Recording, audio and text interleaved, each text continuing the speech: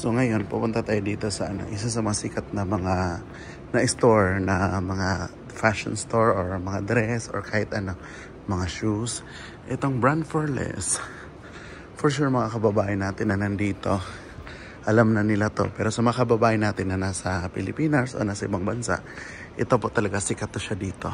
Sikat yung brand na to. Kasi mga branded siya pero mura lang daw.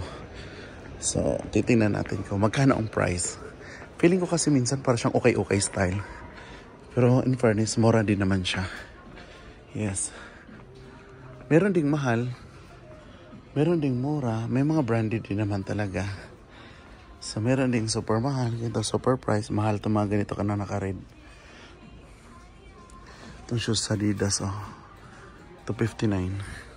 So gaya nito, Fila 95. So mga around 1,200 lang. Sa Pilipinas. May color yellow din. Yeah, 95 lang siya.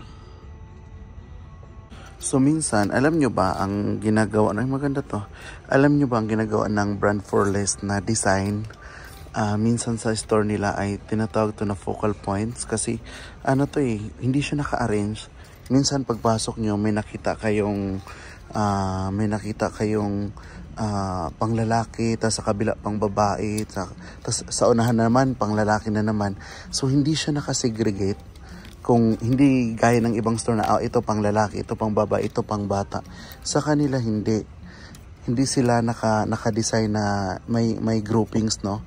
Kasi nga yun ang strategy nila na habang naglalakad ka, no? Kasi mapupunta ka dun sa ibang lugar So habang naglalakad ka, makikita mo din yung mga ibang bagay o ibang mga binibenta nila. So hindi siya dapat kasi pag nakasegregate kasi o naka-groupings yung mga binibenta nila, doon ka lang diretso Dito hindi. Dito parang sa tingin natin minsan bakit parang ang gulo? Pero strategy nila yon para may makita kang bagay kasi o madaanan na maganda. So yun yung style nila na strategy which is working naman sa kanila. Kasi nga lumakas sila, maraming bumibili din. So, yun lang. Ito maganda din tong red, kakaiba. So, gaya nito, ito may Michael Kors sila dito. So, nasa 105 siya real. So, bakit nila isinama dito sa grupo ng tig 49, 45? Kasi nga, nasa isip mo, 45 lahat to. Tapos makita mo to, Michael Kors. Ang ganda ng brand.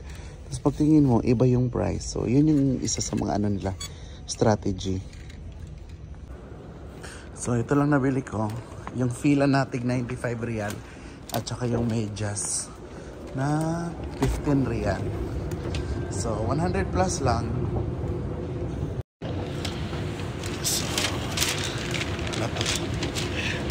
sa 100, sa sa halagang 115 may sapatos ka na. May medyas ka pa. Sabay natin ko kasi Sir Junji. So, nag-chat na siya na papunta na daw siya. Hanap na ako ng CR.